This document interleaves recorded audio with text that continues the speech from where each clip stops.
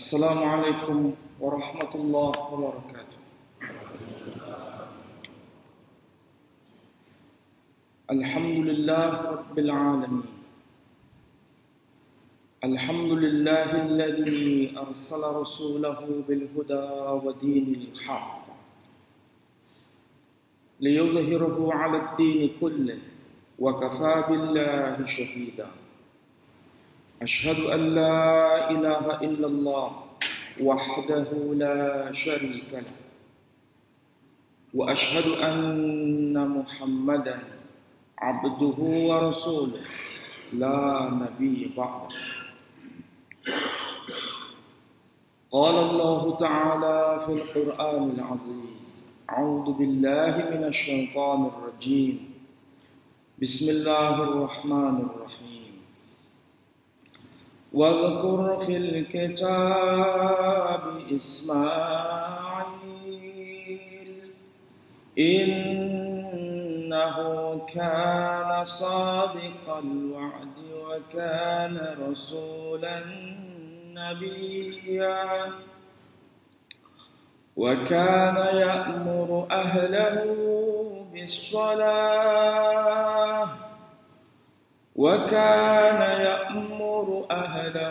بالصلاة والزكاة وكان عند ربه مرضيا. Sadaqallahul Adzim. Bapak, Ibu, dan saudara-saudara sekalian yang saya hormati, alhamdulillah pada pagi ini setelah kita sholat subuh berjamaah, sekaligus kita lanjutkan kajian kita dalam rangka thalabul ilm. Mudah-mudahan kebersamaan kita semua mendapat maghfirah dan rahmat dari Allah Subhanahu wa taala. Saudara-saudara sekalian, pagi ini kita akan mencoba mentadabbur ayat yang termaktub di dalam surah Maryam, surah yang ke-19. Surah Maryam, surah yang ke-19, tadi saya kutipkan ayat yang ke-54 sampai 55. Sebelum kita mencoba membahas ini secara detail, saya akan jelaskan dari sisi mufradat, dari sisi ungkapan yang dipakai di dalam Al-Quran secara harfiah. Di ayat ini disebutkan walkur, dan ingatlah. Dari kata yang sama ini kita sering dengar istilah ad-dzikr. Salah satu di antara nama Al-Quranul Karim, ad-dzikr.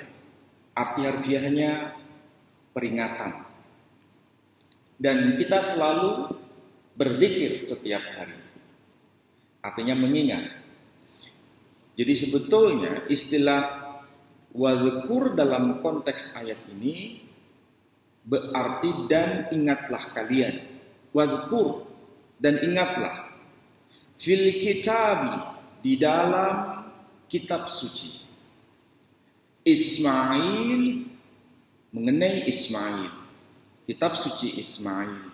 Innahu, sesungguhnya dia. Kana, adalah dia, shadiq, orang yang benar.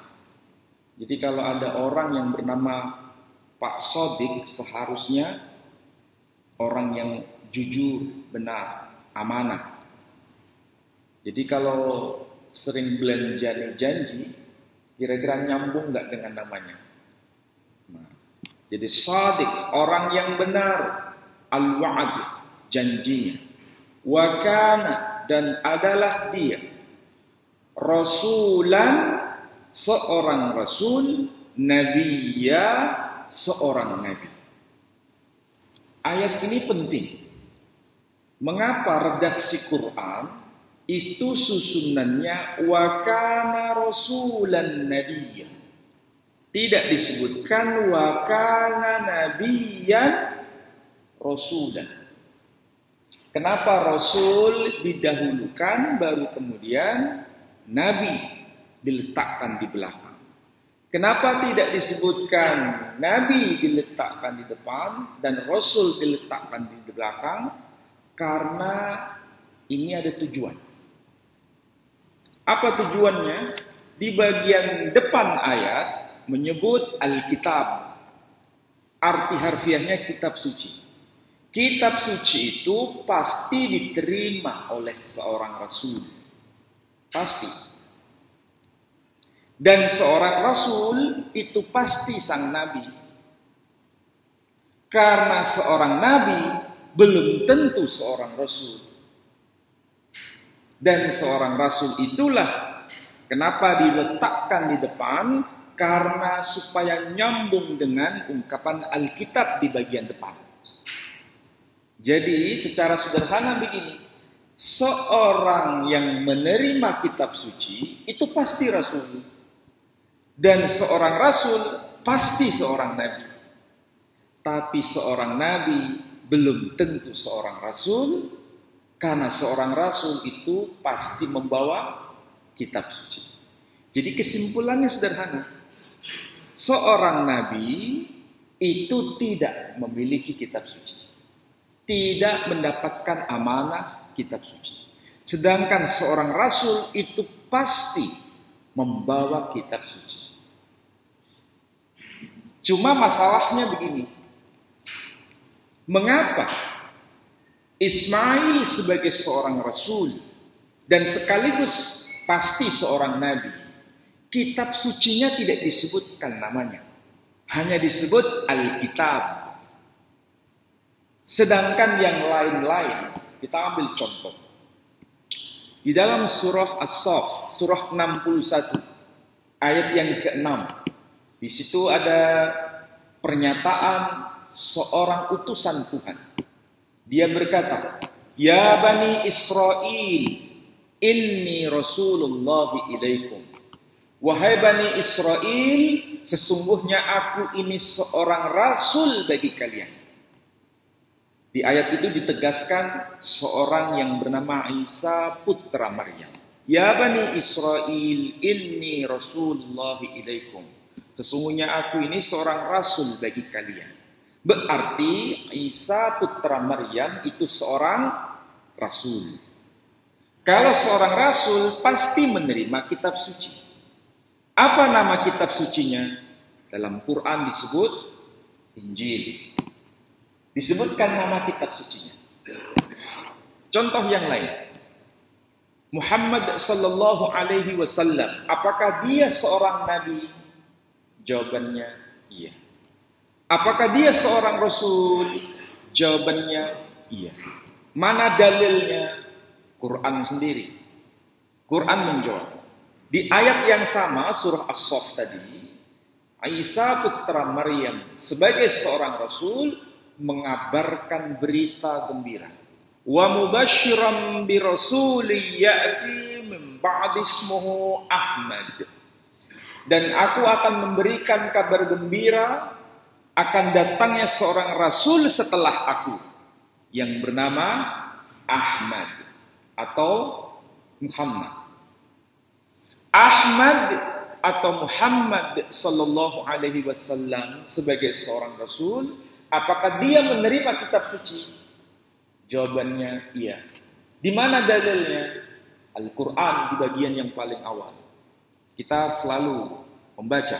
Dzalikal kitabu la raiba fihi. Kitab ini tidak ada keraguan di dalamnya. Jadi disebutkan Alkitab.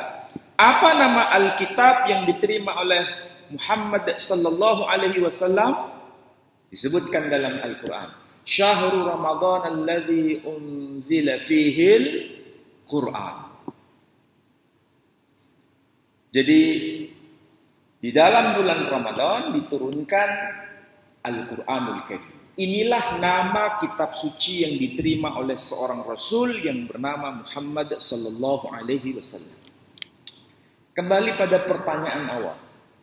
Kenapa nama kitab suci yang diterima oleh Ismail alaihissalam tidak disebutkan dalam Al-Quran? Kira-kira jawabannya apa? Bayangkan ya. Di dalam Al-Quran itu Nabi dan Rasul yang namanya disebut itu hanya 25 saja. Gabungan antara Nabi dan Rasul. Ada yang statusnya Rasul pasti seorang Nabi, ada yang statusnya hanya sebagai Nabi. Itu semua nama-nama mereka disebutkan 25 saja. Sedangkan kalau ditanya berapa sebenarnya jumlah para Nabi itu sebenarnya, di dalam hadis disebutkan jumlahnya itu 124.000 Nabi. Coba kita bayangkan, 124.000 Nabi itu bukan jumlah yang sedikit. Itu jumlah yang besar. Dan Quran menegaskan, walikulli qaumin had. Dan setiap umat itu pasti diutus sang penyeru. Pasti ada nabinya. Setiap umat. Dan setiap ummah itu, seorang nabi diutus di kalangan mereka, bilisani qaumi, dengan bahasa kaumnya. Coba bayangkan, seluruh muka bumi itu, apakah menggunakan satu bahasa? Tidak mungkin. Berarti nabi-nabi yang diutus di kalangan mereka, itu pasti menggunakan bahasa yang berbeda-beda. Dan kita bisa bayangkan, sebelum risalah Nabi kita Muhammad sallallahu alaihi wasallam, para nabi itu jumlahnya banyak dalam bahasa yang bermacam-macam. Bisa jadi dulu kita tidak tahu, di kalangan masyarakat aborigin di Australia pasti ada nabinya. Nggak usah jauh-jauh di aborigin Australia. Bisa jadi di kalangan masyarakat Jawa dulu, masyarakat Sunda, masyarakat Madura, masyarakat Bugis, masyarakat Batak, dan lain sebagainya. Semua pasti ada penyeru yang Allah utus di kalangan mereka sendiri. Cuma kita tidak tahu namanya. Baru kemudian ditegaskan ketika muncul Nabi yang terakhir, Rasul yang terakhir, yang bernama Muhammad sallallahu alaihi wasallam, ada informasi. Walikulli qaumin had. Dan setiap ummah pasti ada penyerunya. Nah, ini sebagai pamungkas, karena beliau sebagai khataman nabiyyin, bukan bermakna Rasul terakhir, bukan, tapi Nabi yang terakhir. Khataman nabiyyin, Nabi yang paling akhir. Berarti setelah beliau tidak mungkin diutus seorang Nabi. Oke, itu maksud dari ayat 54. Kemudian kita bisa paham. Ismail alaihissalam, wakana, dan adapun dia, ya'muru, memerintahkan ahlahu, keluarganya, bis-shalah, dengan salat, waz-zakah, dengan az-zakah, wakana, dan adalah dia inda, di sisi Rabbihi, Tuhannya, maradiyya, orang yang sangat diridhai. Ayat ini menegaskan Ismail di pandangan Allah Subhanahu wa taala sebagai pribadi yang sangat diridhai.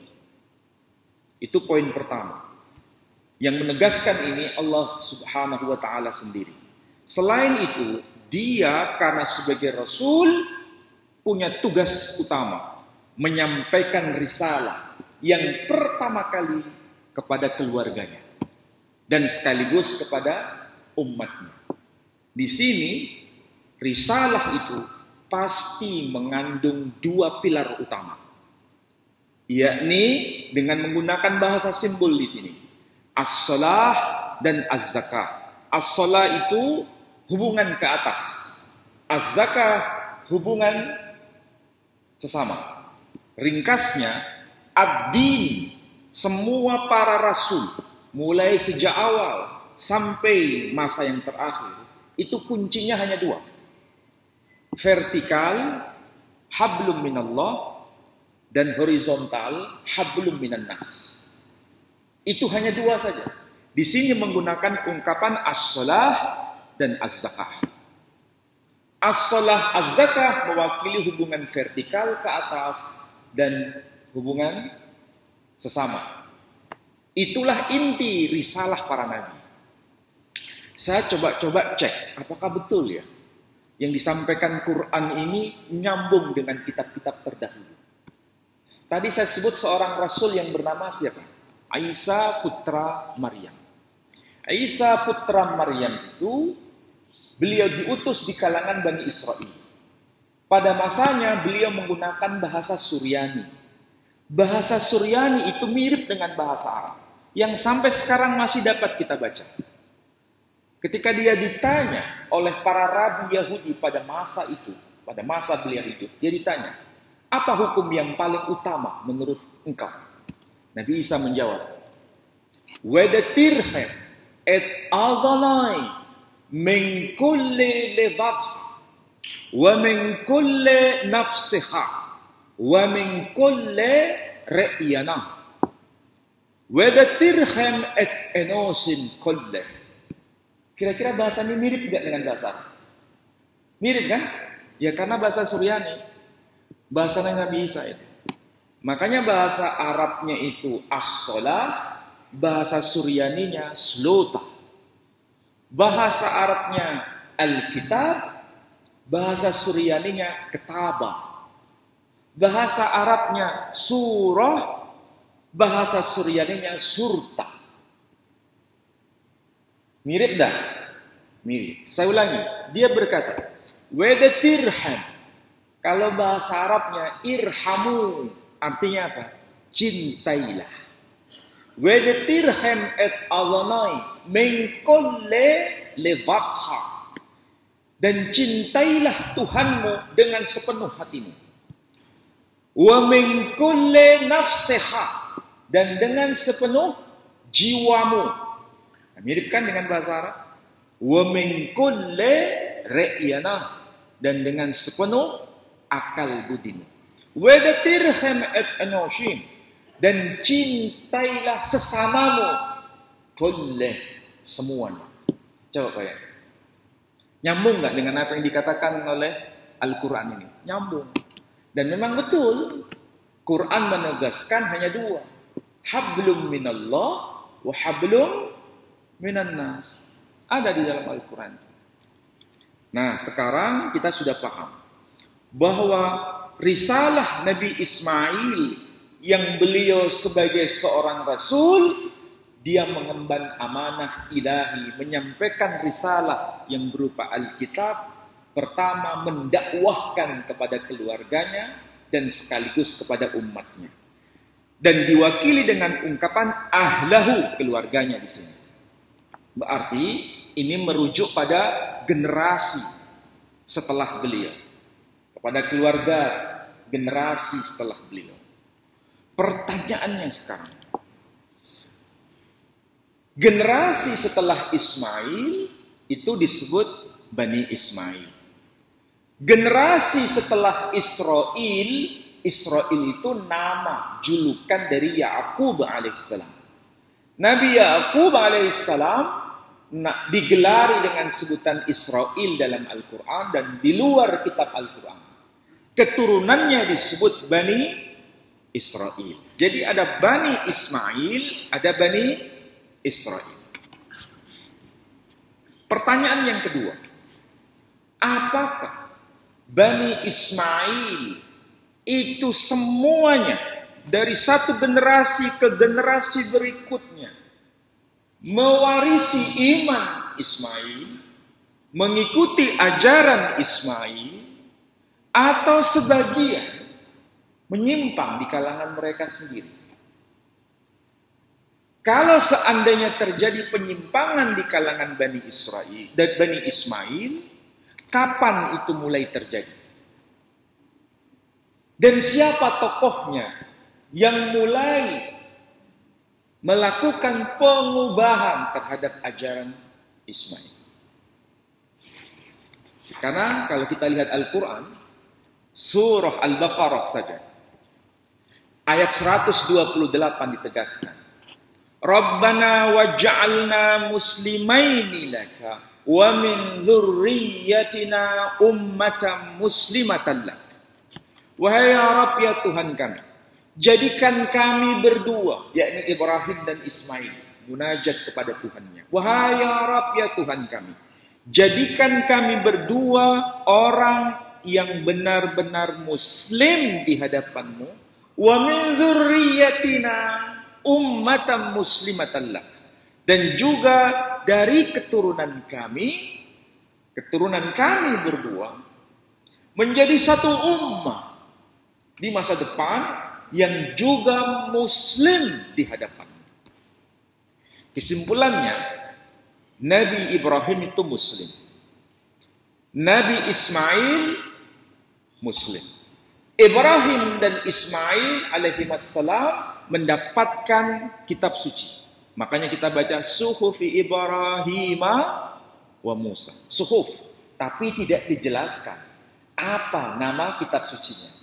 Dan itu hak prerogatif Allah, kenapa nggak disebutkan. Ismail disebutkan Alkitab, tapi tidak disebutkan namanya. Dan dia atau keduanya pasti seorang Rasul dan sekaligus seorang Nabi. Kalau beliau seorang Rasul, seorang Nabi, dan pasti seorang Muslim, menerima kitab suci yang berbeda.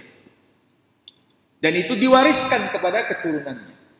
Itulah beliau kemudian meminta agar nanti keturunannya di masa depan juga menjadi orang-orang yang Muslim. Berarti harus sama imannya dengan Ibrahim ataupun Ismail. Pertanyaannya, apakah mereka itu juga Muslim semua? Dari satu zaman ke zaman berikutnya? Atau sebagian ada yang tidak mengikuti? Jawabannya, sebagian tidak taat, sebagian menyimpang. Kapan terjadi penyimpangan itu? Dan siapa yang mempeloporinya penyimpangan itu? Ini ada kitab Al-Asnam. Kitabnya tipis sebetulnya. Karena kitab ini, kalau dilihat dari judulnya, Kitabul Asnam, arti harfiahnya kitab berhala. Namanya kitab berhala. Siapa penulisnya? Abil Mundhir Hisham ibn Muhammad ibn Sa'ib al-Kalbi. Beliau wafat, al-mutawaffa, tahun 204 Hijri. Ini berarti sebelum Sahih Muslim ditulis. Sebelum Sahih Bukhari ditulis. Sebelum Musnad Ahmad ibn Hanbal ditulis. Berarti ini lebih senior. Ini informasi awal terkait mengenai penyembahan berhala. Kitab ini tipis. Cuma sayang, kitab ini jarang dibaca. Padahal ini kalau dibaca, kita bisa tahu bagaimana sejarah Ka'bah itu dari zaman ke zaman. Kita tahu melalui Al-Quran, siapa yang mendirikan Ka'bah itu? Yang membangun ulang pondasi rumah Allah itu. Al-Quran menyebutkan, ayat 127. Bismillahirrahmanirrahim. Wa idh yarfa'u Ibrahimul qawa'ida minal baiti wa Ismail. Rabbana taqabbal minna innaka antas sami'ul alim. Dan ingatlah tatkala Ibrahim menegakkan pondasi rumah Allah bersama sang putra yakni Ismail. Jadi iman Ibrahim dan iman Ismail itu satu. Muslim. Yang membangun pondasi rumah Allah itu mereka berdua. Dan keduanya meminta agar generasi setelah beliau berdua di masa depan juga Muslim seperti mereka berdua. Menjadi satu ummah yang besar. Dari satu generasi ke generasi berikutnya. Tapi namanya zaman itu bisa berubah. Dan ada orang yang mencoba untuk mengubah. Di kitab ini dijelaskan. ada satu orang yang melakukan tindakan pengubahan ajaran Ismail. Namanya disebutkan. Di sini disebutkan halaman 39. Wa kana awwala man ghayyara dina Ismail alaihissalam Amr bin Rabi'ah wa huwa Luhay ibn Haritha ibn Amr ibn Amir al-Azdi.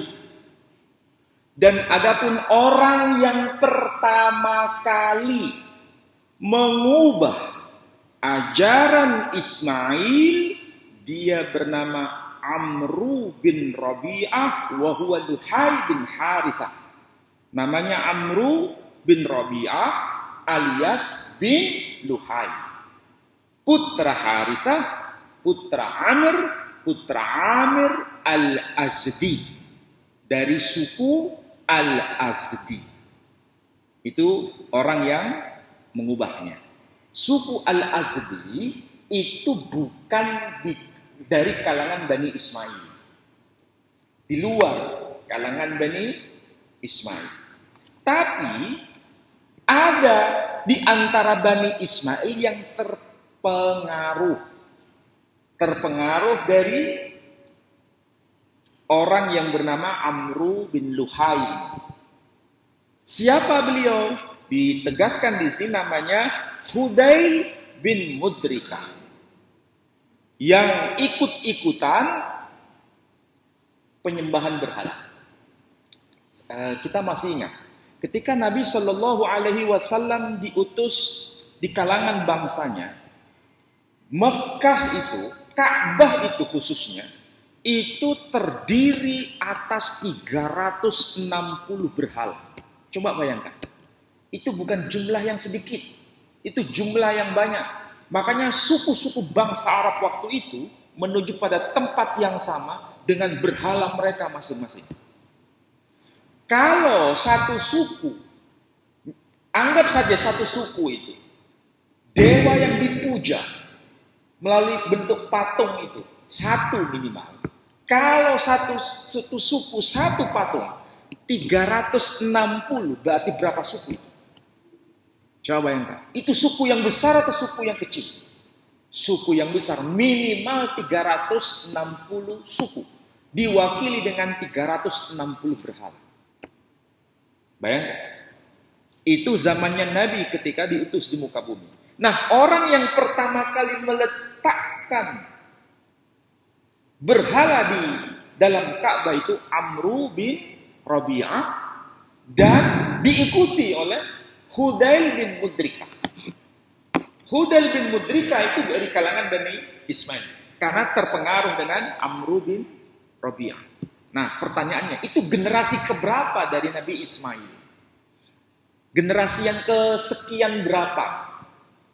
Nah, kita tahu dalam kitab Tarikh disebutkan Nabi kita Muhammad sallallahu alaihi wasallam itu nyambung sampai kepada Mudrika. Nyambung sampai kepada Ismail. Ya.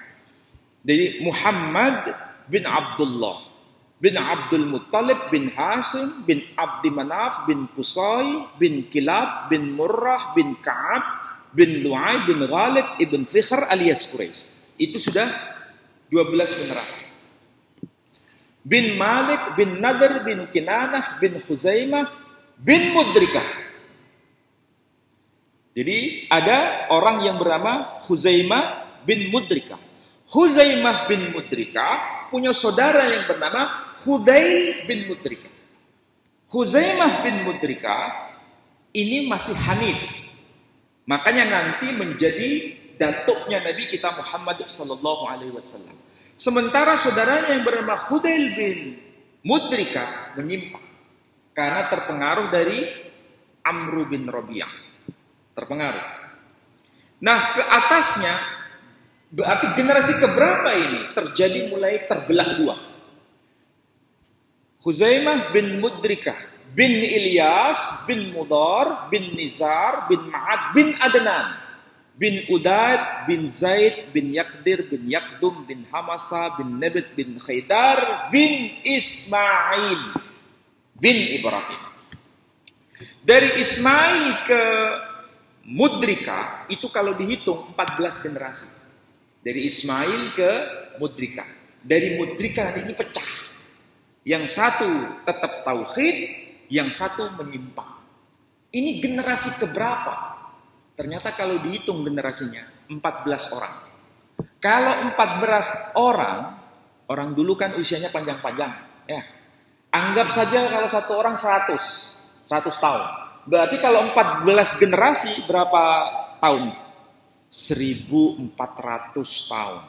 Berarti dari Nabi Ismail sampai mudrika selama 1400 tahun ajaran din Ismail itu bertahan lurus, tidak ada yang menyimpang. Semua Bani Ismail bertauhid selama 1400 tahun.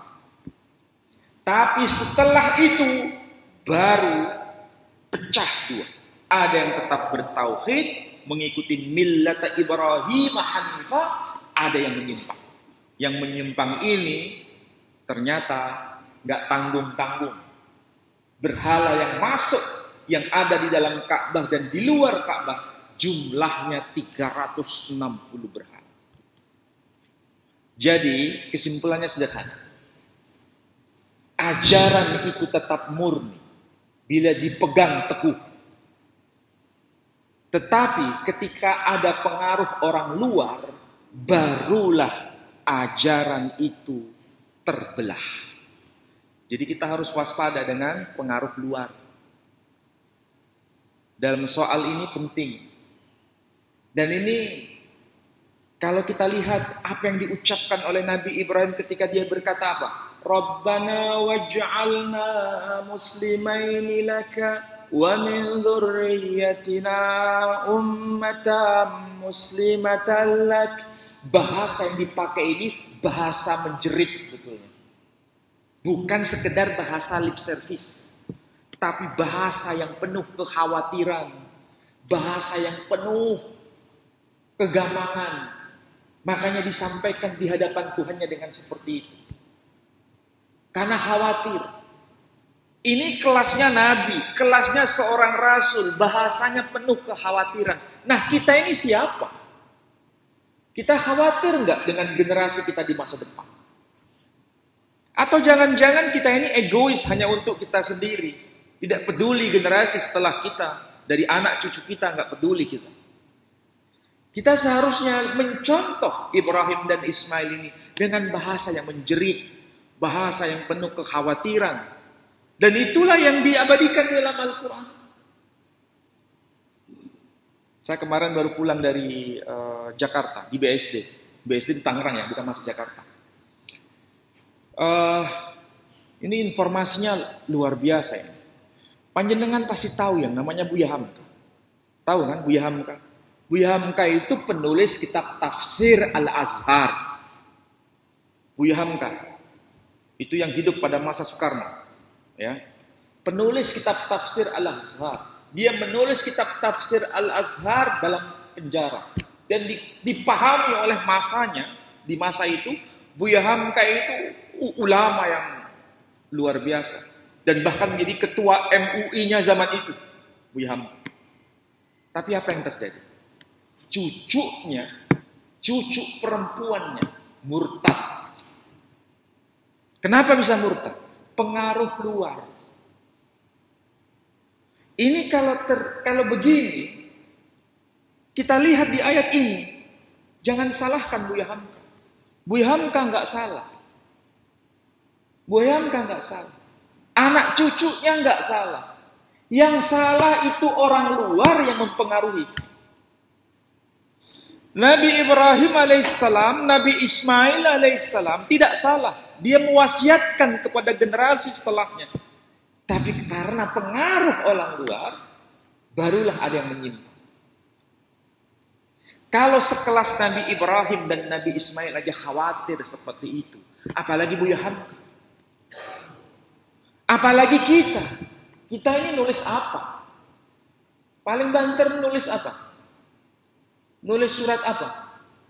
Bon-bonan utang paling banter. Jangankan nulis kitab tafsir. Masa kita ini nggak lebih khawatir dengan anak cucu kita ke depan? Maka seharusnya yang menjadi teladan kita melalui pembacaan Al-Quran ini, Sekelas Nabi Ibrahim saja doanya menjerit. Maka seharusnya kita lebih menjerit lagi di hadapan Allah Subhanahu wa Ta'ala. Dan itulah yang menjadi teladan kita. Jangan sampai ada di antara anak cucu kita yang menyimpang. Kalaupun seandainya karena pengaruh luar ada yang menyimpang, tetap kita meminta kepada Allah Subhanahu wa Ta'ala. Seperti permintaan Ibrahim. Apa yang dikatakan Ibrahim? Rabbana wab'ats fihim rasulan minhum yatlu alaihim ayatika wa yu'allimuhumul kitaba wal hikmata wa yuzakkihim innaka antal azizul hakim. Wahai ya Rabb, ya Tuhan kami, utuslah seorang rasul nanti di kalangan mereka, anak cucuku itu, yang akan membacakan kepada mereka ayat-ayatmu, mengajarkan Alkitab, mengajarkan Al-Hikmah, dan menyucikan jiwa-jiwa mereka. Innaka antal azizul hakim. Sesungguhnya engkau maha perkasa lagi maha bijaksana. Inilah solusi. Jadi kalau seandainya ada yang menyimpang, di situ ada permohonan lanjutan. Kalau seandainya ada yang menyimpang, utuslah seorang rasul di kalangan mereka nanti. Dan para ulama menjawab bahwa yang rasul yang dimaksud adalah Nabi kita Muhammad sallallahu alaihi wasallam. Itulah sebabnya sampai hari ini Bani Ismail kembali ke jalan datuk-datuknya. Jalan Siratal Mustaqim. Nah, kita juga begitu, memohon kepada Tuhan, memohon kepada Allah Subhanahu wa Ta'ala, ya jangan meminta diutus seorang rasul. Rasul sudah nggak ada lagi. Jangan meminta diutus seorang nabi. Nabi sudah nggak ada lagi. Yang kita minta adalah orang yang Allah tetapkan agar nanti orang ini nanti di antara anak cucu kita menjadi peringatan bagi anak cucu kita. Entah yang penting bukan nabi dan bukan rasul, tapi orang yang Allah pilih di antara keturunan kita, mengembalikan ke Siratal Mustaqim. Dan itulah yang seharusnya kita minta. Jadi prinsipnya, apa yang kita bahas pagi ini hanya dua. Hanya dua. Pertama apa? Kita tahu bahwa zaman itu tidak mulus. Zaman itu berubah. Perubahan zaman itu kita harus khawatir. Harus khawatir. Zaman kita tidak sama dengan zaman bapak-bapak kita. Zaman kita tidak sama dengan zaman anak cucu kita. Karena zaman itu berubah. Maka disitulah kita harus betul-betul munajat kepada Allah Subhanahu wa Ta'ala dengan bahasa yang penuh jeritan untuk menjaga iman Islam anak cucu kita. Satu. Yang kedua, teladanilah Ibrahim dan Ismail supaya benar-benar ini kokoh dalam keluarga kita. Bahwa apa yang kita minta itu jangan egois, tetapi juga untuk keturunan kita. Kalau kita egois, ya yang penting pokoknya kita masuk surga selesai, mengenai anak cucu kita, ya terserah mereka, nggak boleh begitu. Kita tetap waspada. Makanya aneh ini, sangat aneh, bila ada dalam satu keluarga, dia muslim, pasangan hidupnya muslim, anak-anaknya ada yang muslim, ada yang non-muslim, dan dia tetap berkata, nggak apa-apa, itu pilihan masing-masing. Kalau ada yang berkata begini, ini ada yang nggak beres ini. Saya ulangi lagi, kalau ada keluarga muslim, dalam arti muslim ya, muslim secara biasa, anak-anaknya yang satu ada yang muslim, yang satu ada yang non-muslim, kira-kira kalau dia berkata, nggak apa-apa, kan itu pilihan masing-masing. Kalau dia berkata begitu, ini sahih atau bermasalah? Bermasalah. Ini pasti bermasalah. Mudah-mudahan di antara kita nggak ada yang begitu. Kalau seandainya ada yang begitu, kita harus tetap dampingi dan harus ada upaya untuk mengembalikan ke Siratal Mustaqim dengan cara yang arif dan bijak. bukan dengan cara kekerasan. Jadi punya kewajiban kita. Gak usah jauh-jauh. Kalau misalnya cucunya Buya Hamka ini, apakah dibiarkan? Enggak, tetap didampingi. Tetap didampingi sampai hari ini. Nggak dilepas. Meskipun berbeda iman, tetap didampingi. Dan itu diupayakan untuk diajarkan Islam yang benar. Bukan seperti Islam yang dia pahami, karena pengaruh dari luar tadi. Mudah-mudahan kita bisa mengambil hikmah hidup ini. Mudah-mudahan menjadi hamba yang semakin bersyukur. Baik, ada yang mau ditanyakan? Ya. Waalaikumsalam warahmatullahi wabarakatuh.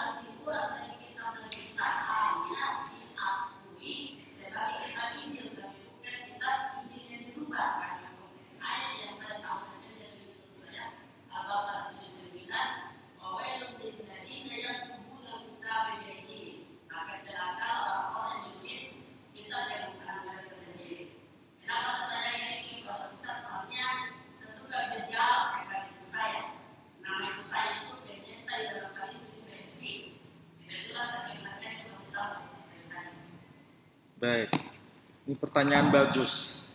Karena kalau sudah punya pengalaman, itu saya anggap pengalaman ya, itu akan semakin mencerahkan kita. Dan semakin kita membaca Al-Quran, semakin kita takjub dengan informasi Quran. Ya, sambil ini sebetulnya kalau disimpulkan ada dua pertanyaan. Pertanyaan pertama, apakah Nabi Muhammad SAW itu termaktub dalam kitab-kitab terdahulu? Yang kedua, apakah kitab terdahulu itu steril atau tidak? Hanya dua kan? Ya, kita jawab yang nomor dua dulu. Di dalam Al-Quranul Karim ada istilah Injil. Istilah Injil. Secara harfiah, itu bendanya satu. Injil, bendanya satu. Sementara saudara-saudara kita, kalau yang dipakai sekarang, yang disebut Bible atau Alkitab, Injil itu bukan satu, tapi banyak. Misal, ada Injil Matius, ada Injil Markus, ada Injil Lukas, ada Injil Yohanes. Yang kalau di Timur Tengah, mereka yang orang-orang Arab Kristen itu menyebutnya Anajil. Anajil itu arti harfiahnya Injil. Itu yang diterima hanya 4. Apakah ada yang tidak diterima? Ada. Masih ada yang lain. Injil Maria, Injil Barnabas, Injil Nikodemus, Injil Petrus, Injil Thomas, dan lain-lain. Ya. Apakah yang dimaksud Al-Quran itu salah satu di antara yang saya sebut tadi? Nah, itu yang menjadi penelitian para ahli. Apa contohnya? Begini, dalam Al-Quran ada informasi Nabi Isa alaihissalam membuat burung dari tanah liat. Ketika dicek di Injil Matius, Markus, Lukas, Yohanes yang diimani oleh kaum Kristiani sekarang, nggak ketemu, nggak ada. Kok nggak ada ya? Padahal Quran menginformasikan. Lalu yang dimaksud Quran itu yang mana? Ternyata ditemukannya itu di Injil Thomas, yang ditolak oleh gereja. Ditolak oleh gereja. Kenapa ditolak? Karena bagi mereka yang hanya dianggap sebagai wahyu itu hanya 4. Sedangkan yang lainnya tidak dianggap wahyu. Dan kenapa yang diterima 4? Ini terjadi proses sebenarnya. Ada Injil Ebionit. Itu dulu komunitasnya ada, kemudian hilang. Dan penentuan 4 ini ada pada masa Kaisar Konstantin pada masanya. Ini sejarahnya luar biasa. Sampai terjadi ikhtilaf di antara kaum Kristiani. Tapi kemudian yang menang hanya 4 Injil ini. Jadi ringkasnya, sebenarnya yang dimaksud Quran itu bukan hanya yang ditolak, tapi juga yang diterima. Tapi itu sifatnya oral. Jadi kalau begitu, Nabi Isa alaihissalam ketika menerima Injil, jangan dibayangkan itu menerima sebuah kitab ya, dari atas langit menuju bumi. Sama seperti Quran. Quran itu tidak dalam makna Quran dari atas bentuknya mushaf ke bumi begini. Tapi Quran itu apa? Yang dibacakan oleh Nabi. Baru kemudian para sahabat menulisnya. Tapi para sahabat menulis di zaman Nabi masih hidup. Nah, sementara Nabi Isa alaihissalam ketika menyampaikan firman Allah yang disebut Injil dalam bentuk lisan oral, itu baru dicatatnya itu jauh. Injil Yohanes itu dicatat tahun 100 Masehi. Berarti masa yang lama atau masa yang singkat? Masa yang lama. Sehingga pencatatan itu beragam, macam-macam. Ya, bisa dibayangkan ya. Nah, disitulah Al-Quranul Karim menegaskan yang dimaksud Injil dalam Al-Quran itu bentuknya lisan. Tapi yang tercatat itu ragamnya banyak. Jadi ada yang sama dengan Quran, ada yang beda dengan Al-Quran. Jadi kalau catatannya tidak sama dengan Al-Quran, berarti Quran memberikan koreksi. Itu intinya di sana. Yang kedua, apakah Nabi kita Muhammad sallallahu alaihi wasallam itu tercantum di dalam kitab terdahulu? Jawabannya iya. Apakah sampai hari ini tercantum? Jawabannya iya. Hanya saja ketika diterjemahkan, nama Nabi kita nggak muncul. Tapi bahasa aslinya masih muncul. Misal, di dalam kitab Kidung Agung disebutkan Hikumam Takim wa khullu Muhammadin Zaidudi wa Zaira'i benot Yerusalem. Hikumam Takim, apa yang ada pada mulutnya sangat indah. Apa yang ada pada lisannya sangat indah. Wa khullu, dan seluruhnya. Siapakah dia? Muhammadin. Tidak disebut Muhammad, tapi Muhammadin. Zadodi. Za itu tunggal. Zadodi. Inilah kekasihku. Wa Zara'i. Inilah pemimpinku. Benot Yerusalem, saksikan wahai putri-putri Yerusalem. Jadi teksnya ada, tapi kalau dilihat terjemahannya nama itu nggak muncul, nggak kelihatan. Ya, nah saya tambahkan di awal tadi, kenapa terjadi perbedaan Injil itu? Karena ini direkam, saya harus hati-hati ngomong supaya nggak salah. Ya, ingat Nabi Isa alaihissalam itu bukan orang Yunani. Tapi dia orang Israel. Dan dia penutur bahasa Suryani. Makanya ketika dia menghidupkan orang mati, Talita kumi. Wahai anak perempuan, bangkitlah. Ada dalam kitab saudara kita. Dan itu bahasa Suryani, bukan bahasa Yunani. Ketika ada orang buta, kemudian bisa melihat, Quran menegaskan, ya, menyembuhkan orang yang buta. Kitab mereka sudah menyebutkan hal yang sama. Efata. Dia berkata Efata. Bahasa Arabnya iftah. Apa itu iftah? Terbukalah. Berarti mata yang nggak bisa lihat menjadi terbuka. Efata. Terbukalah. Dan itu memang berarti ditegaskan di dalam Al-Quran. Jadi Al-Quran itu kadang informasi Injilnya sama dengan yang diimani saudara kita. Kadang juga yang ditolak oleh mereka. Seperti Injil Thomas tadi. Jadi sebenarnya ini adalah bentuk tulisan. Awalnya Quran hanya menyebut sebagai apa? Lisan. Dan bahasa aslinya sampai sekarang saudara kita nggak sepakat bahasa asli Injil itu. Yang satu mengatakan, misalnya Ortodok Assyria, Injil itu aslinya ditulis dalam bahasa Suryani, bahasa Yunani terjemahan. Yang Katolik berkata, oh enggak, yang asli itu bahasa Yunani, bahasa Suryani itu yang terjemahan.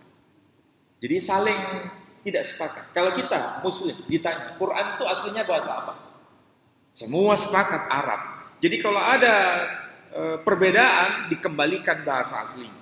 Tapi saudara kita yang Nasrani, kalau ada perbedaan pendapat, dikembalikan kemana? Bahasa aslinya. Nggak ketemu, karena nggak disepakati bahasa aslinya. Nah itulah pelajaran yang kita bisa terima. Jadi Al-Quran ini dijaga bahasa aslinya, sebagaimana ditegaskan dalam Al-Quran, Inna nahnu nazzalna dzikra wa inna lahu lahafidun. Sesungguhnya kami yang menurunkan Quran dan kami juga yang menjaganya. Nah setelah itu nggak diturunkan kitab suci lagi dan sudah dimeteraikan, tidak ada orang yang bisa mengubahnya. Ya. Mudah-mudahan itu yang bisa saya jawab. Terima kasih atas kehadiran saudara. Saya mohon maaf kalau ada kata-kata yang tidak tepat. Dan saya akhiri dengan doa penutup majelis. Subhanakallahumma wa bihamdika asyhadu an la ilaha illa anta astaghfiruka. Assalamualaikum warahmatullahi wabarakatuh.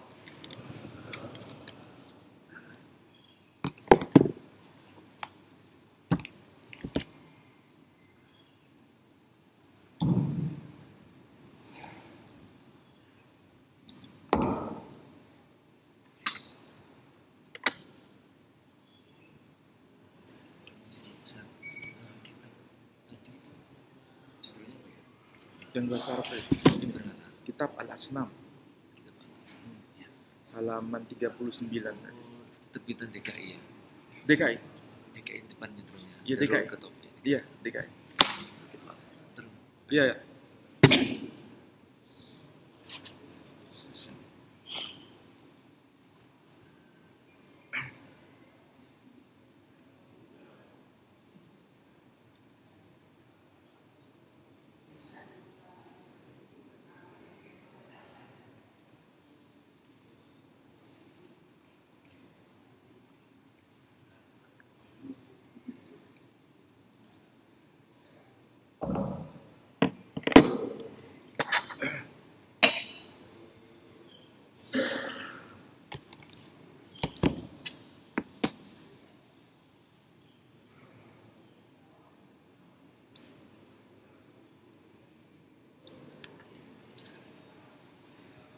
Sudah waktunya belum?